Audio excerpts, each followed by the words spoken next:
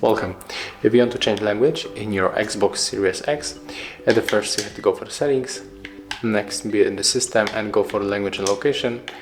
And for example, we can change the language from English maybe to Polish.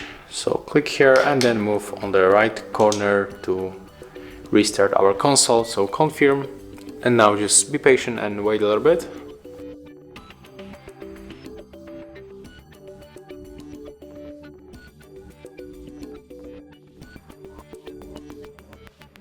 And as you can see, we are back, our Xbox turned on, and right now our language has changed.